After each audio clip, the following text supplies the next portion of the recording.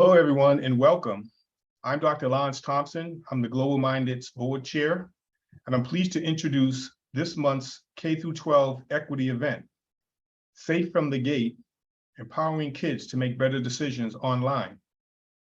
If you're unfamiliar with our network or our work, Global Minded creates a capable, diverse talent pipeline by getting more women, first-gen to college and poverty-affected students into the education, economic mobility, and leadership pipeline by connecting them to role models, mentors, internships, and jobs. We do this through monthly equity events like today's K-12, as well as in STEM, higher education, technology, and health, through our daily newsletter that features stories of heroes who have beaten the odds, and through college programs at HBCUs, HSIs, and tribal colleges. You can find out more about us on our website at www.globalminded.org. On November 4th, we will hold our first satellite event at Georgia Tech with Global Minded education, STEM, and business leaders, and we will pull the flyer up on the screen for your review. We hope you and your colleagues can join us at the meeting to meet these esteemed luminaries in person. If you can't come in person, we are fortunate to have WABE, the PBS affiliate in Atlanta, live stream the event anywhere in the country. We will send you this information afterwards via email, along with a link to today's session. Now, it is my pleasure to introduce our panel leader, Erika Twani, CEO and co-founder of Learning One-to-One Foundation, author of Becoming Einstein's Teacher and TEDx speaker. A learning enthusiast, Erika explores ways to foster human achievement through relational learning based on applied neuroscience, psychology, philosophy, pedagogy, and technology. Her philosophy is to simplify complex concepts and make them useful for everyone. Erika advises government officials and education leaders around the world on the use of technology in education. It's now my pleasure to turn this session over to Erika. Thank you so much, Dr. Lance. Welcome, everyone, and to this important global-minded discussion on our children's online safety. We have distinguished guests today contributing to this important theme. I'll let them introduce themselves in a minute. So today we will discuss how we can empower students to make better decisions online. So let's get started. Dr. Liz Sweigart, please. Well, thank you so much, Erika, and thank you, participants. It's great to be here. My name is Liz Sweigart, and I am the Chief Product and Strategy Officer for Safe Kids AI, where we are on a mission to empower kids to be safer online by helping them make better decisions. As a parent, as a concerned citizen, I am deeply engaged with this important work because we owe it to our kids who are raising up in a digitally enabled world to make it as productive and beneficial one for them as possible. So thank you. Glad to be here. Thank you, Liz. Paul. Hi, good afternoon, everyone. My name is Paul Castro. I'm the founder and superintendent of A+ Up Charter School in Houston, Texas, where we serve a micro school community of middle schoolers in grades 6, 7, and 8. We're strongly involved in this idea of empowering students to make decisions that can help them in this very complicated world. And given our one-to-one environment, one of the things we do focus on is their ability to be safe and smart while online. It's good to be here. Thank you very much, Paul. And let's say the name of the gentleman that is very difficult to pronounce, but is at the end very simple. Eminer, please introduce yourself. Hello, everyone. Thanks, Erika. My name is Amr Yahya. I'm leading the operations and program management office for the digital school.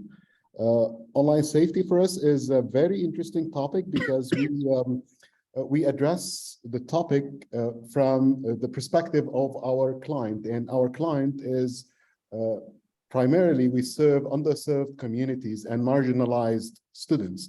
And for them, online is something that they are not aware of. Nevertheless, online safety. So being safe online for us is a very important aspect, because we introduce these kids to be online for the first time in their life. So we have a very high moral and ethical responsibility towards keeping them safe, because we were the ones who introduced them to be online in the first place. It's a great pleasure to be here amongst all of you, and I hope our contribution will add something. Thank you. Thank you, Amr. And Amr today is speaking from Dubai. It's a little bit 6 minutes over midnight in Dubai. So it's a great pleasure for your contribution, to have a contribution here, your global contribution, as you work with so many countries around the world. I'm literally coming from your future, Erika. There we go. There we go. And saving the best for last, Christy, could you please introduce yourself?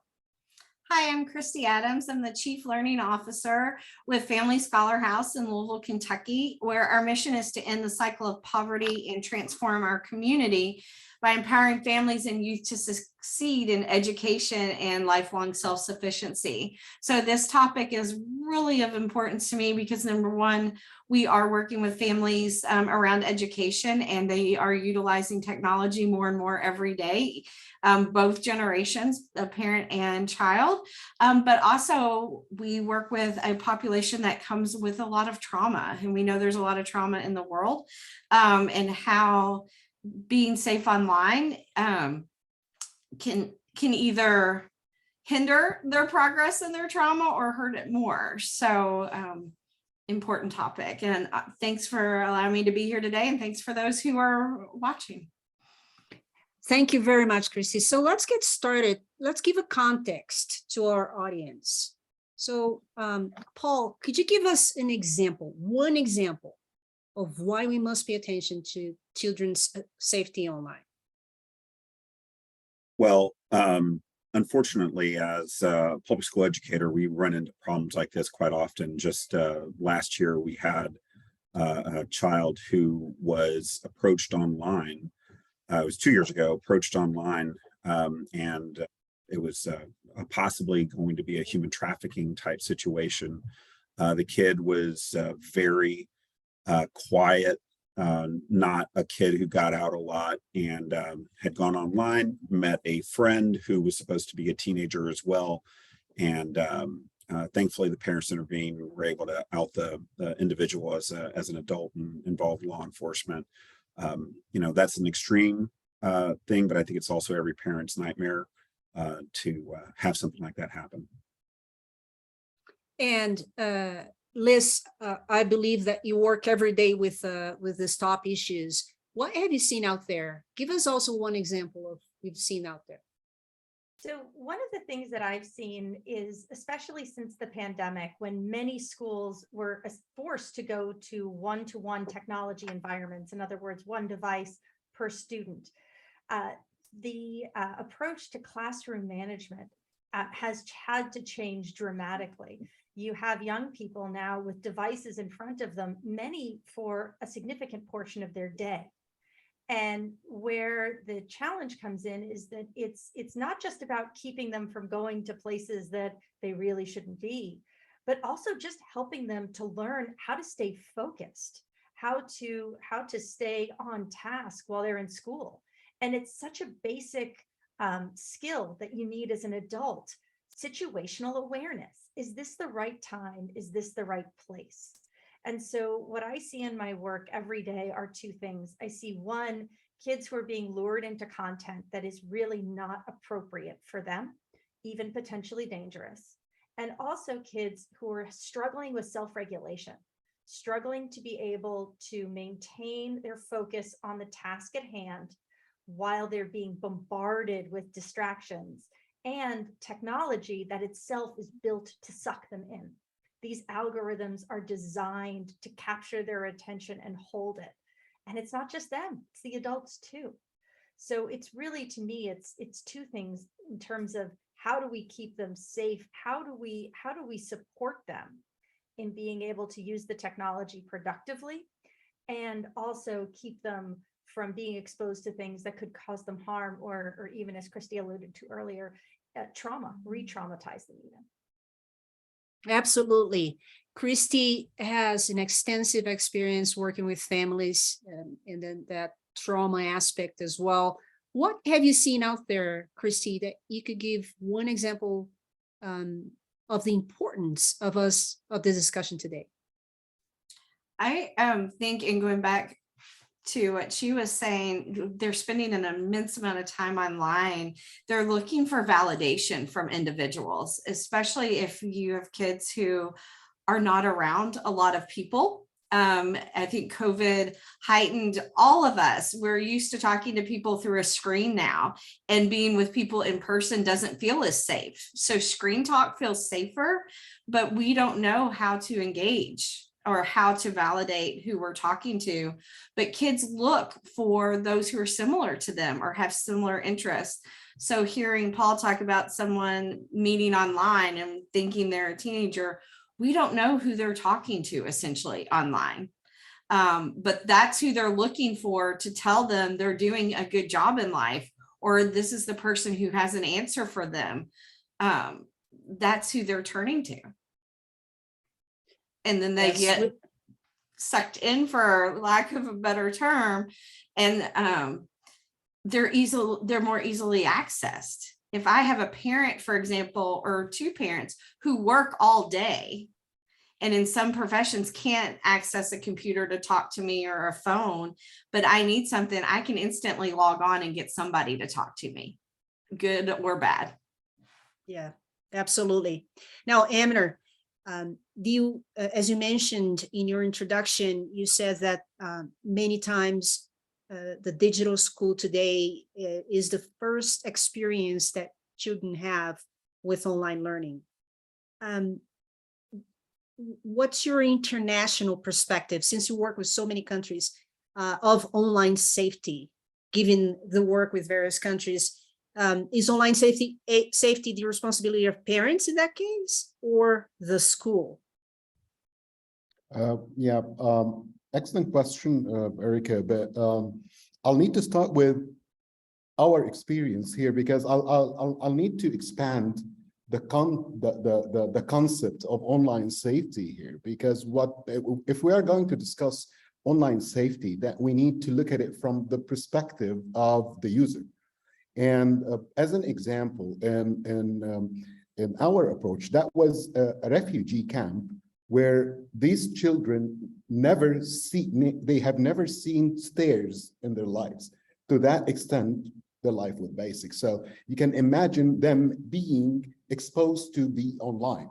So their safety here is not only considered as explicit as being exposed to someone who would harass them, someone who would abuse their online presence, or so on and so forth, but they can be easily traumatized by consumerism, as an example, because this is the first time, as an example, this kid realized there is something called an Xbox, or there is even something called a car that can move different than the cars that he sees so there is a huge responsibility here on the person who is scaffolding them into being online, in this case being the educator that is helping them to be online. They need to be very well prepared for such situations, and they need to understand the psyche and the background of the child themselves. What we found is the best suited people to help these children are the ones who come from the same community, because they understand the psychological background of these kids. They, as Christy said, they understand the traumas these kids has been through. You don't put them in an environment, not necessarily where they might be talking to a stranger, but seeing an advertisement by itself might be traumatizing for them. So So from this aspect, we found that in this case, their parents might be illiterate. They might have never been online. They don't know how to protect the children, and they don't know what harm way they might come through. But it's actually the person who is coming from the same community that might help them a lot. But then on the other hand, us as the digital school, we have huge responsibility as well, because the way we design our approach for e-learning for these kids might get them to be exposed to such material or not. So in our case, we used a lot of techniques and a lot of approaches to keep them within a safe environment that focus on their learning much more than getting them to be exposed to content that might traumatize them in any way different than the explicit, direct, well-known ways worldwide. Thank you, Amber. So let's go back to the point that you're saying of creating a safe environment, right? And here in the United States, we've seen many school districts banning books to protect children from inappropriate content. Nevertheless, when it comes to internet access, what can schools and parents do today? So let's start with schools. Paul, can you give us some perspective of what schools could do today? Yeah, so probably our biggest challenge in schools is there are so many different avenues for kids to find things that are either dangerous or inappropriate during the school day. It is probably one of the things we spend most of our time doing. And so what we've done is we've moved away from this idea that we can block content. Blocking content by itself might make the adults feel good, but it doesn't actually create that empowered, agency-driven person that we want to continue into older life. And so what we spend a lot of our time doing instead is helping our kids understand, there's time and place, right? And for some things, there's never a right time or place. And we talk to them very honestly about that. It's interesting to watch parents come into an office with us sometimes, and about half of them are rather shocked at what their children are doing online and the kinds of conversations they're having in the bathrooms or in the corners of the building. And what we explain to our families is, talk to your children the way that you may have been talked to at 18, or you wish you had been talked to at 18, even though they're only 13 or 14, because they're being exposed to a world at a much faster pace than we remember, And so it's this idea of having good, honest conversations with the kids faster and helping them understand how to manage themselves and understand, there's a time and place for things, and school during the learning time, it's probably not the right time or place for a lot of the behaviors they want to exhibit at that time. And they listen, which isn't surprising to me, but it does surprise others.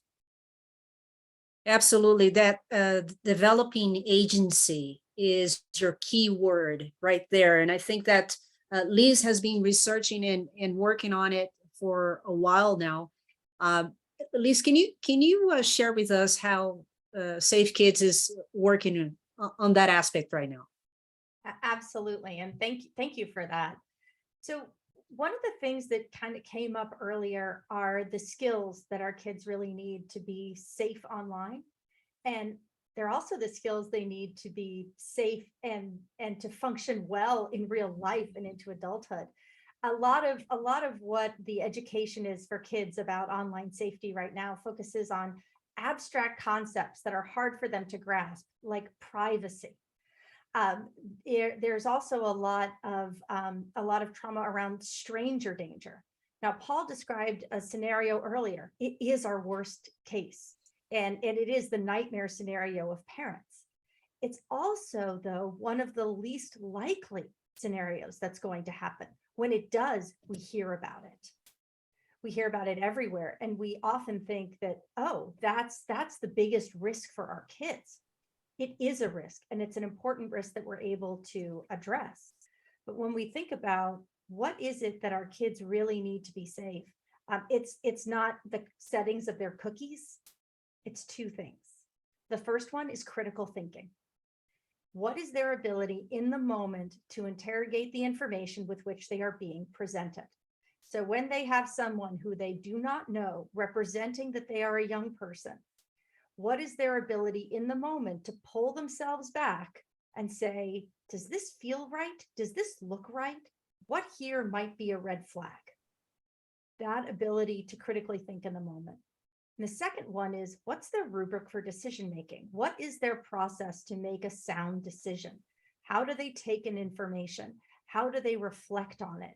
And then how do they then choose to act? And so those are the skills that we're embedding in the software that we develop.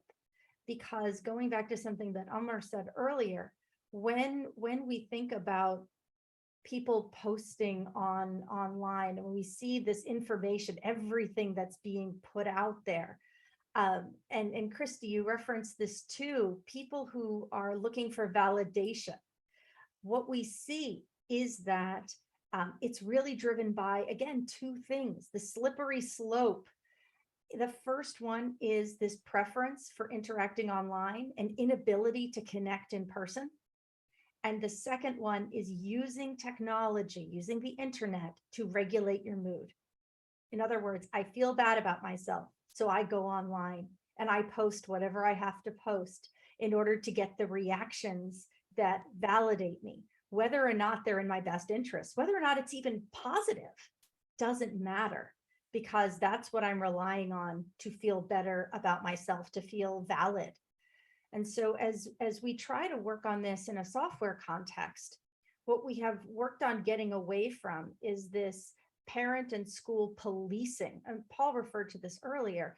It's not the relationship that you want to be in with kids, where you put them in this very tiny little box and then you keep narrowing it, and you set it up as this antagonistic relationship between kids and adults. No, that's not what we want. What we want is we want to give the kids opportunities, every opportunity we can, to pause, to reflect, and then to redirect, to make a better decision. Because right now, all we're doing is we're blocking them, we are restricting their time of use, and we are ratting them out. We are destroying any trust we might build with a sense of respecting and honoring their privacy and boundaries. And if we, again, going back to the point that Paul made, if we want kids to respect themselves, then they need to know what it looks like when someone respects them. It's a model that they need to be able to see.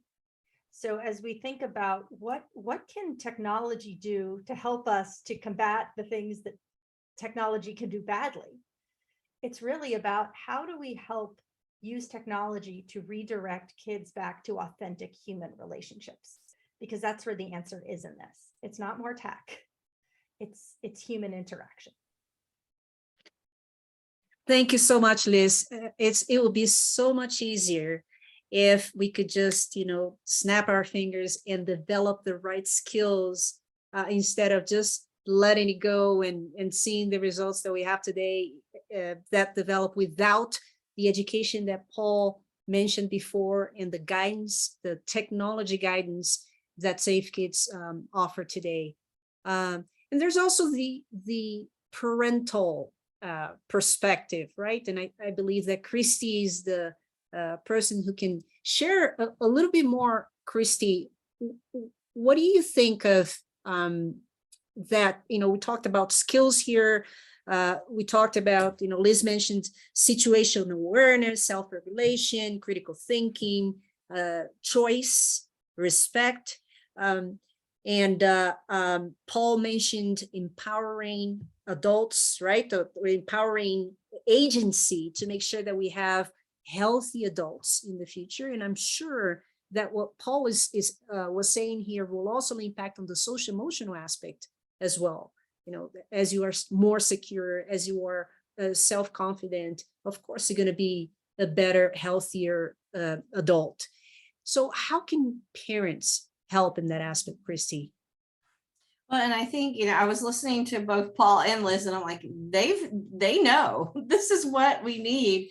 But, and going to what Liz said, we all know when we tell people not to do something, it entices it that much more. And so we can't, as a parent, be no to this, no to that, no to that. We have to give them the skills to think critically through things that has already been mentioned. But what we also have to do as parents is we have to also model behavior for them. We also need to be able to, though, review and their usage and talk to them about it. Not just, no, this isn't appropriate, or no, you shouldn't do this, but tell me what you're seeing. Let's talk about why this is appropriate or not appropriate, or what should we do in this instant. Because again, technology is a wonderful thing, but it has opened up doors to almost, we're used to getting everything immediately. If I don't have an answer, oh, I can just Google it and get the answer in 2 seconds. But how do we have a discussion around that? And that can be hard for parents. It might be subject matter that triggers them. It might, and they don't know how to talk about it. So they don't talk about it with their kids. And if you bring trauma into this, we know that when we've been through a trauma, for instance, that it already rewires our brain a little bit from wanting to connect to protection. And so if we have parents who've been in trauma, that their number one goal is just, how do I protect? So they shift into that mode of shutting down phones or taking it away or saying no, and it makes it hard to get, instead of having this dialogue of why, of what, of where. And we also know that trauma changes the way how we may think. So how I may take in something may be different from how someone else is taking in something. So as parents, we need to be able to be present and have those discussions to keep the communication lines open, and not make everything bad or shameful. Because when we say something is bad, then if I catch myself doing it, I'm not going to want to tell my parent. I'm going to hide it that much more. So having that piece of open dialogue, but that's a really hard thing for individuals to do in general. But when we add in families who have gone through trauma, or children, or it puts another barrier in there. And, we're online all day long, and kids see traumatic things all day long. They hear traumatic things, and they become scared of, how do I even ask, or how do I even process what I've seen or what I've heard? It's a big question. They don't give us that parenting manual. And so we have to teach our parents first. Right. Absolutely. Absolutely, Christy. Now, in talking about skills, what we are seeing is that parents also need some skills, right? And what Christy mentioned is be present, respect, communication skills. All of those things are important in the world, the online world that we live in today. Now, in terms of working at the global level, Amateur, what are the skills that the digital schools working today to make sure that the kids are safer online? Thanks, Erika. Again, I'll stress on the context. We thought of, let me give you an analogy. If you think of two railway tracks, if you think of the context as one of these tracks, and the other one is the rules and regulation, and between them is the risk for the kids to be subject to whatever harm they might find online. So the more these rules and regulations that we apply for kids is departed from the context these kids are, the more risky situations we put them in. And I'll use an example here that Paul and Liz mentioned something very similar. In our context, because we deal with underserved communities and marginalized students, we usually, we do not have in any case a one-to-one device student ratio. It's usually 4 or 5 to 1 students working on the same device. So we still keep the respect as an example, with privacy and respect for others in mind. But the way we introduce it to kids, that you are 5 people using one device. So one of them might be the one who is logged in with their account at that point of time using online presence or being online at that point of time. And the other 4 people, the other 4 children, they still have access through his account or her account. So if they do not learn how to respect the privacy of this other colleague, they might do whatever they want and they will never be caught. It will still be digitally printed on the other kid's presence. So the way we introduce it to them is through some online activities that get them to share the accountability of being online, not to harm each other, but collaborate together and focus on learning. So we try to get, as with the rules and regulations that we try to put around, as close to the context as possible. In some places, there are very strict rules by the government for online presence in general, not only for children. This is in general. There are lots of blocked sites, there are lots of blocked information, there are lots of restricted areas that the kids cannot reach to. So if we, again, and I second what everyone said, Christy, Paul, and Liz, if you prohibit something, it becomes more attractive, especially to a kid, especially they want to explore. And so if they go somewhere and they find that they cannot access it, that means their interest in whatever this thing is increases. So we try to overcome, because again, we deal with the context, and the context is blocking these kids from these sites, and they hear about it and they want to go there. And we depend on the most trusted person in this context. And in this case, again, it's the facilitator that's standing in front of them, the adult that's standing in front of them, not the parent in this case, but the facilitator who's standing in front of them, who is a mother by all means, and who is part of their community, to get them to understand that, again, we are introducing critical thinking, but in a way that is contextual, that they would get, that they would understand. She do not talk to them about online safety or about the danger of these sites, but we train these facilitators to get into a conversation with these kids.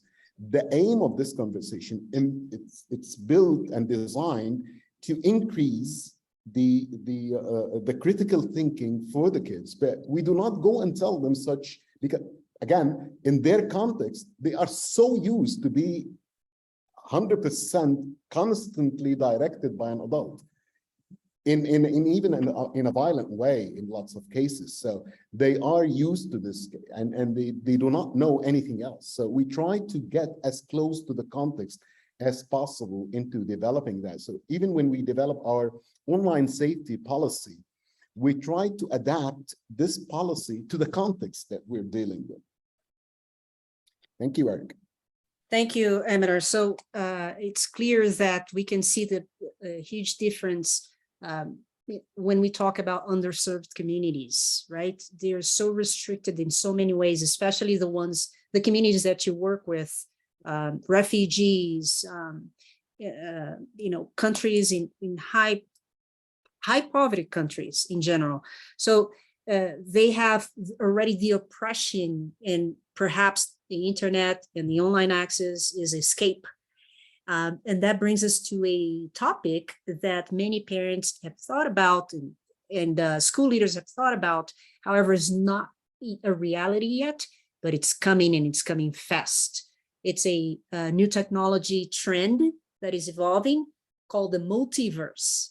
So it's a sort of a virtual world which individuals are avatars and they live a great story online, right? So we become to switch our brains, into something that is completely different from our reality, and we get engaged in this thing that is so attractive, and it makes you feel so much better.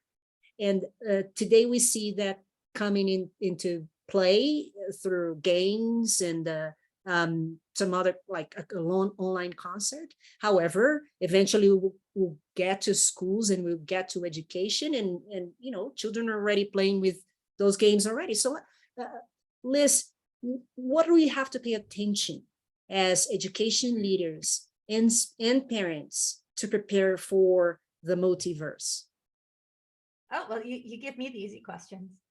So I want to draw on something that Amr really, I think, alluded to strongly, and that is that for many of us, we live with the privilege of reality. The inhabiting reality for us, being in the real world, isn't traumatizing, isn't painful.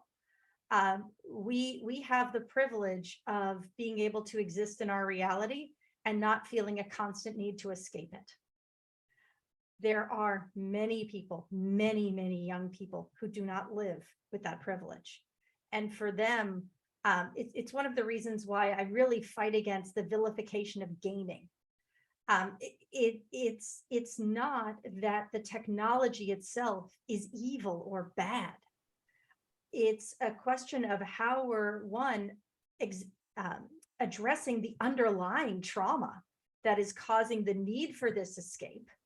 And then secondarily, how are we equipping young people to recognize when the technology is working on them, when they are being pulled in to the point that their impulse control is gone. They lose the ability to step back and step away. For many of us, we encounter artificial intelligence daily, whether it is online shopping, we log into social media, even when we go to type a document on our computers, artificial intelligence is present, it's there. And what we need to be able to do, a critical skill, is to be able to recognize, oh, I'm interacting with an artificial intelligence. I'm interacting with something that is not real, but is intended to make me feel that it's real. And then understanding what reactions that is eliciting in me, what emotional response is that eliciting in me, and then having the self-regulation, because that's self-awareness, recognizing that, understanding it in the context of your situation, how it's affecting others, how it's affecting your environment. That's the situational awareness. Putting it all together, that's what gets you the self-regulation. So if we want to equip our young people to live with, and perhaps at times even in the multiverse, in the metaverse, we need to equip them with the skills of emotional intelligence, because vilifying it to them is not the answer. Because as Paul and Christy and Amr have all said, if you make it the villain, you make it to them the hero. So that's not the answer. One of the things, I was having a conversation with a colleague this morning, and he was really interested in, well, it's how much time are they spending? And the thing is, that's not what the research points us to. What the behavioral science tells us is that it's often less about the amount of time than it is the time of day. It is, when are they seeking this out? When are they trying to transport themselves to another time or place? If it's always in school, what's going on with the kid? And Paul and I have had, I know we've had lots of conversations about this, and I think that you said it so beautifully. Very rarely is an issue with the tech about the tech. It's about what's going on with the kid. And so I would say that how we prepare our young people for the metaverse is how we prepare them for life. And as we think about this world, I really urge us to listen to Amr's words in talking about those young people for whom living in reality is not only unpleasant, it is traumatizing. And looking through the lens of, oh, reality is the ideal. For many of these young people, it is not. And we come from a place where we have that privilege, recognizing that others do not, and creating a space where they can also thrive is critical. Thank you so much, Liz. This is awesome. And Paul, do you believe that schools are getting ready for the metaverse? No, What not have a, you seen? no, there's right now, unfortunately, due to the number of things that are affecting our world, especially here in the United States, we are focused on so many things that are really looking backwards in terms of preparing our kids. We're doing very few things that are helping kids live in the world that they already reside in. They reside in the metaverse. They reside in this split screen reality. And as Liz was just saying, I think far too often what's happening is we're trying to make them fit into the era in which we grew up, but that world doesn't exist anymore. And so as a result, we're not preparing, and partly we would have to gather 1,000 educators to come together for a 4-day conference to discuss things, and maybe they would come up with a 2-page document to describe what we should be doing.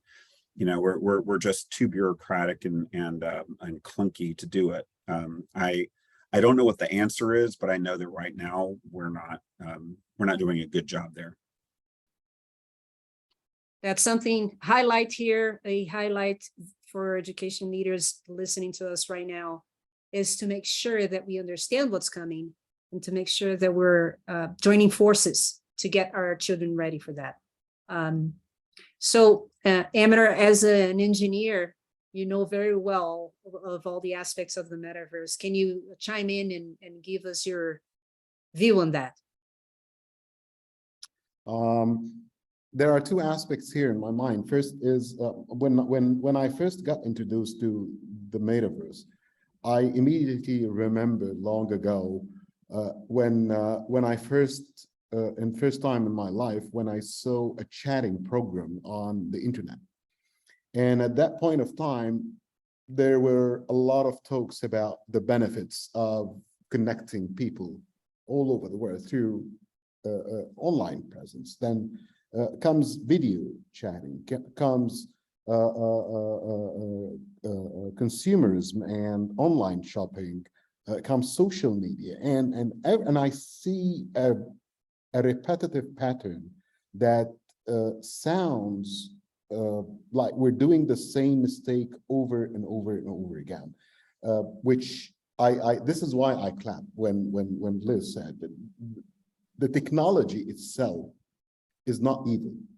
It's how consumerism take this technology and turn it into a channel to sell products, whatever the product is. And it is coming. It is coming. So we need to face it as a reality, and we need to understand it as something that is inevitable to happen. There will be metaverses here. It's here to stay, and it's going to only evolve. It's not going to stop. And no matter what we do, no matter what we put around it, it's going to evolve towards what the consumer ends up wanting, or the consumer wants up to spend money on. So in my mind, when we, on the other aspect, we started already developing the digital school metaverse, but we were all freaked out because of when these kids, we are immersing them in an experience that totally disconnects them from their reality. It precisely, as Paul and Liz mentioned, it totally disconnects them from the very presence of their reality. No matter how traumatizing their reality is, these are kids who fled away from wars, who were born in a camp, who lived their entire life in an under poverty communities. So their reality, as harsh as it sounds, but splitting them from their reality into a virtual reality needs to be done in a very subtle way. This new virtual reality needs to evolve their own reality into something better, so we can entice them to be change agents into changing their own communities and changing themselves to be change agents towards this new, better virtual reality, sort of. So what we ended up deciding that instead of immersing them immediately into the metaverse, we are going to take them gradually into how their reality can be built slowly through them to be something better or to be something different. So the very first thing you see when you get into the digital school metaverse is the exact same environment that these kids are living in. And then they start doing some activities in this small environments, and then the environment keeps getting better.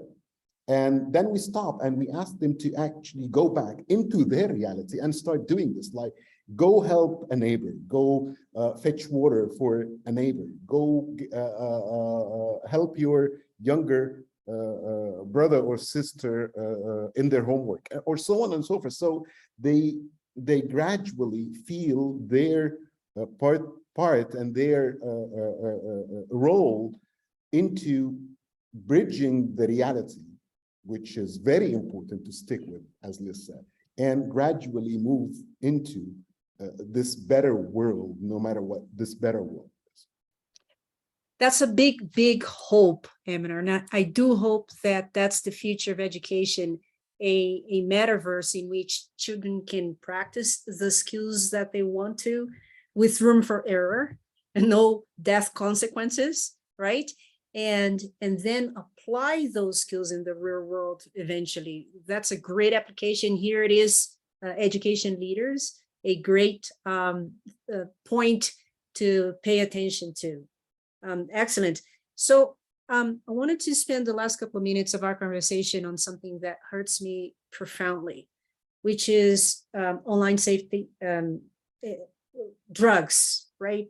Children are having access to drugs because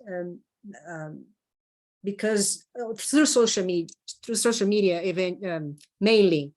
So in the United States, over 12,000 young adults, 15 to 24, have died of overdose every year.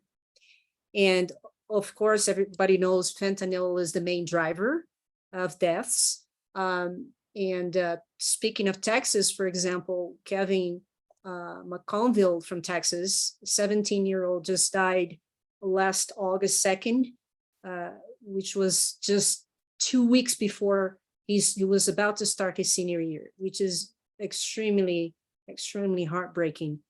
And many of these drugs are bought via social media. So as educators, parents, and education leaders, what can we do about it? Let's be very, very how do you say that?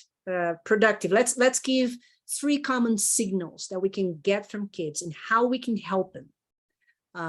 Let's start with Paul.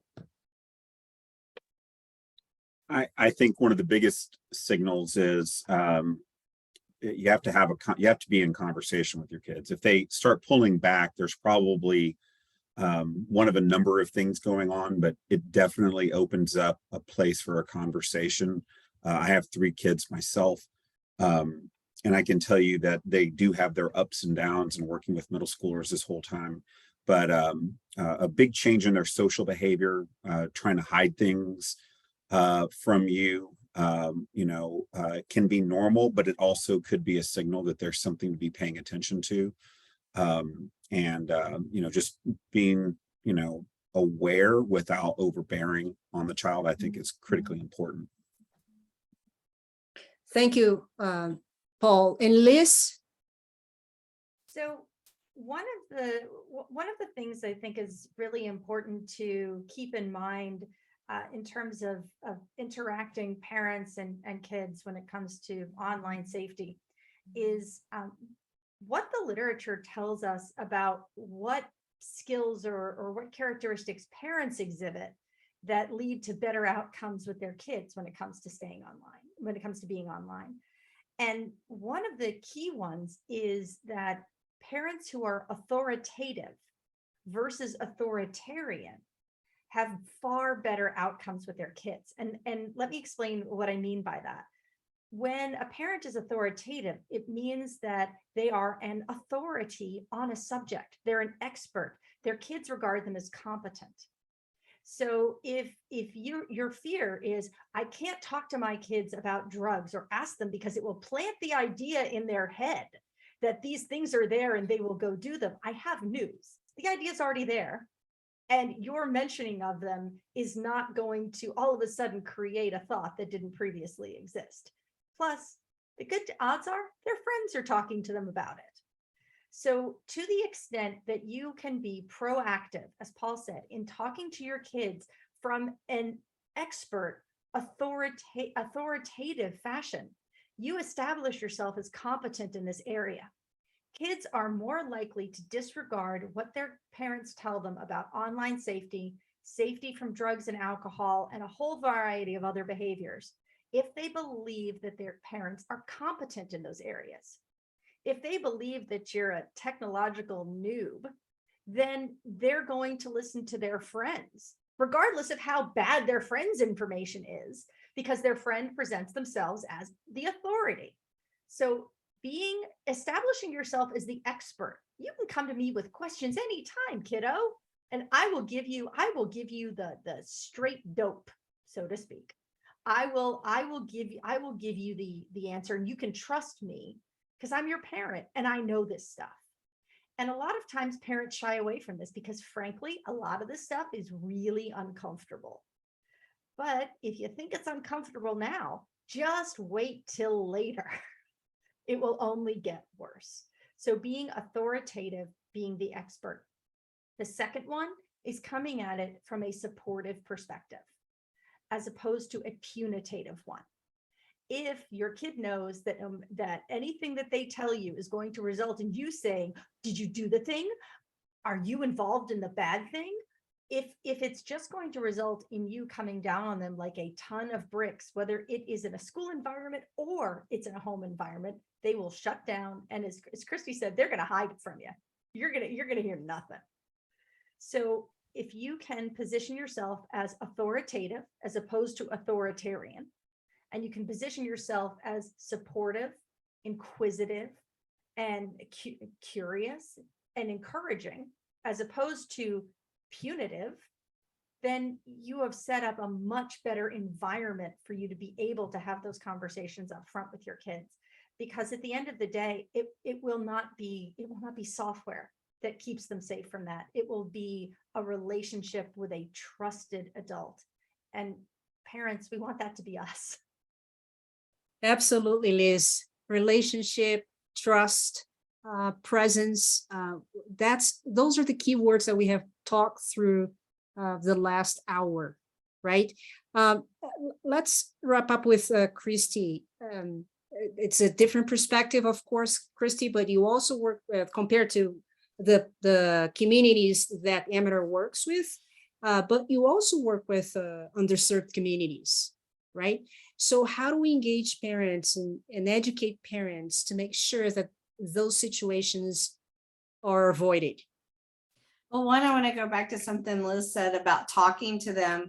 We also want to talk to them as a parent. Sometimes we make the mistake of trying to get into their language and being cool with them, where we don't want to speak above them, but we also don't want to try to be their best friend. And I think there are times parents, I work with it a lot in homes where there's domestic violence and a mom has been isolated and her child might be the only other contact she's allowed to have. And so they form this friend bond, and understanding that parents cannot be someone's best friend and parent at the same time. We do have to be that authoritative piece, but we can't be buddy-buddy and expect them to honor everything we say either, because sometimes there are consequences we have to have.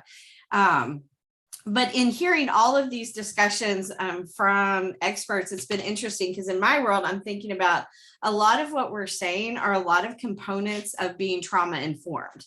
And we talk a lot about being trauma informed and the trauma informed approach of, changing that question from what is wrong with you to what has happened to make you do something or act a certain way.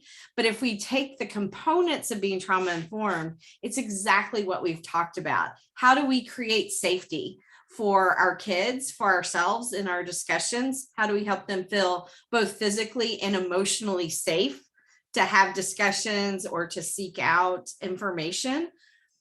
So safety. How do we provide them with choice? Give them some power, have some power with them instead of always having power over them. And how are we have some trustworthiness and hold boundaries, but appropriate boundaries, not this over super, rigid, you can't do this, you can't do this, but saying, I'm your parent, this is my job to have this discussion with you because I care for you. So it's interesting of how those components that a lot of people talk about in the world of counseling and psychology of being trauma informed really fits this discussion. If we approach Absolutely. this as a trauma informed piece to being on the internet, because I love the message that's come out. It is not the technology, because technology makes our lives so much better in some ways. It opens us up to having communications with people around the country we could not have had before. But what it does open up are more people into our world who could not have the best intentions. So how do we have those discussions? Thank you so much, Christy, and thank you, the panelists, for great contributions. We do hope that education leaders and parents are more informed about this every day. This recording will be posted online, so share with friends and share with people that you believe will be useful, because we are the responsible ones to make sure that our children are safe online. So I'll give it back to Dr. Thompson to wrap up for us.